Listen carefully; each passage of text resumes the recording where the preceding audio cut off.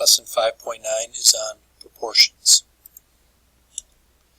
Proportions can be solved algebraically using the means extremes property.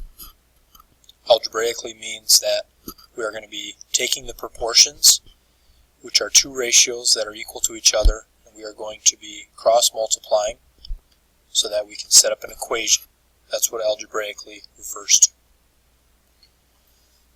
A proportion is a statement that two ratios are equal.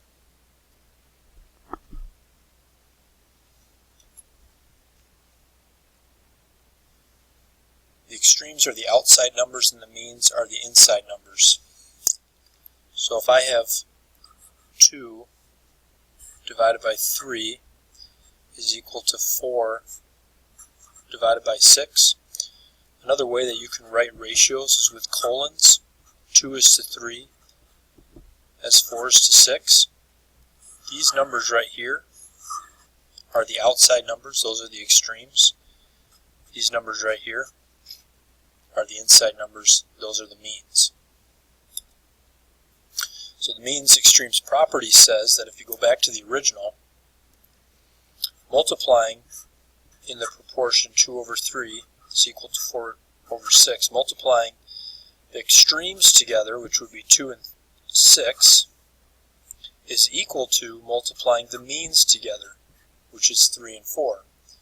So if I multiply 2 and 6, I get 12. If I multiply the means, the middle numbers, 3 and 4, I also get 12. That is true for every proportion. The product of the extremes equals the product of the means.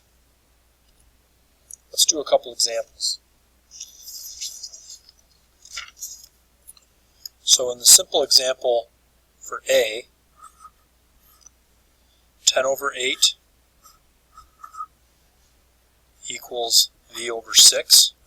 What we want to do is cross multiply. So 10 times 6 equals 8 times V. So 60 is equal to 8V. And then what we would do is we would divide both sides by 8.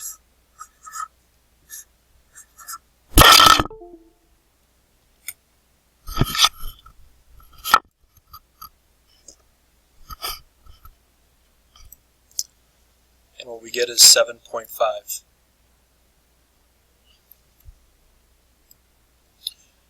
So it's easy to check these ratios to figure out that they're equal to each other. And we do that by doing the original problem, taking this V value, which we said was 7.5, and deciding is 10 divided by 8 equal to 7.5 divided by 6. And we should find that both of them equal 1.25. So that means it checks. In the second example,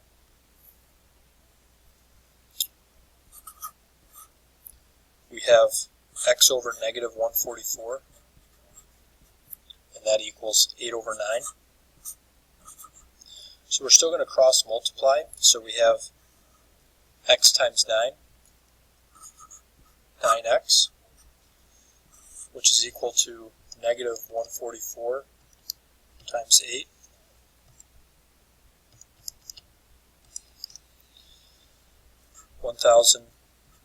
Negative 1,152. And then we're going to divide both sides by 9. And our x value is equal to negative 128. So this also works when you have negatives involved. And again, if I did negative 128 divided by negative 144, that should equal 8/9. This was our solution right here. Both of these equal 0.8 repeating.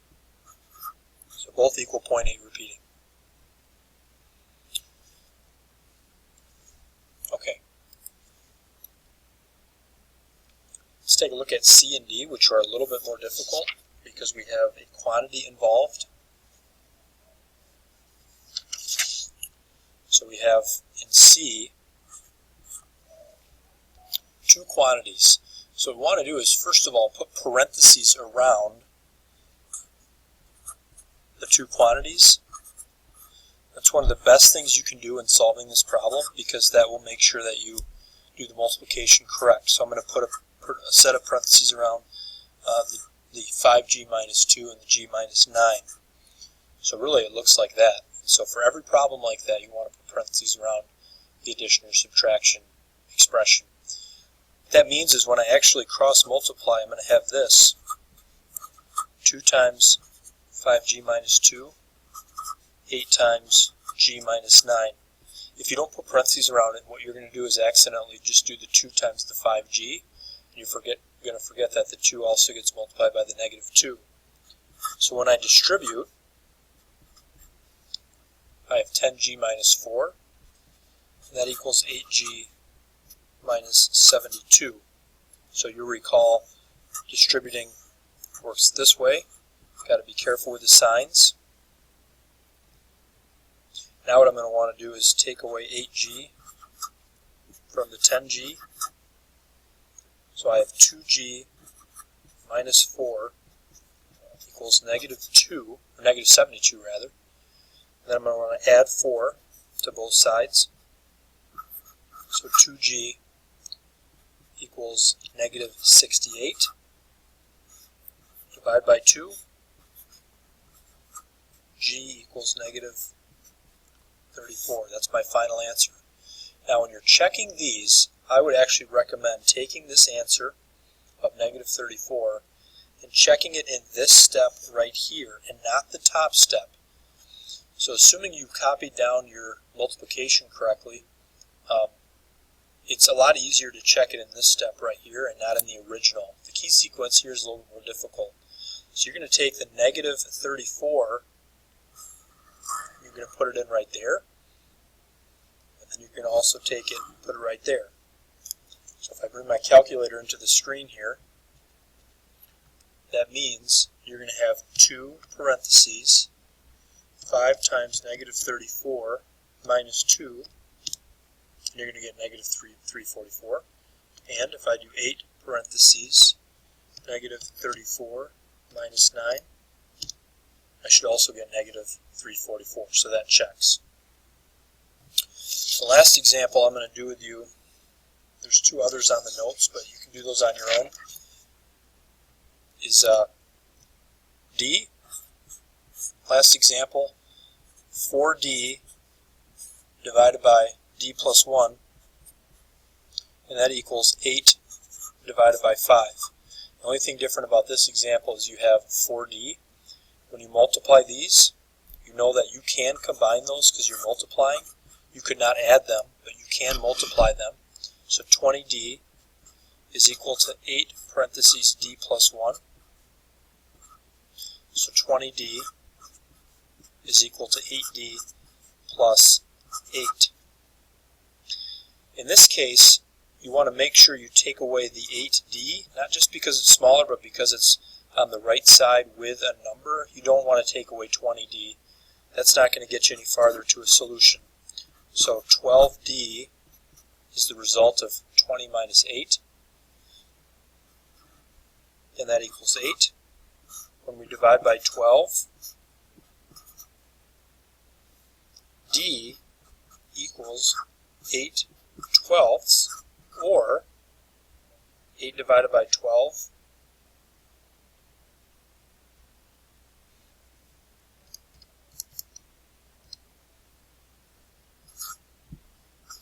0.6 repeating.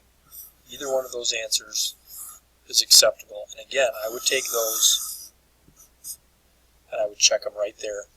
20 times 0.6 repeating is equal to 8 times the sum of 0.6 repeating plus 1.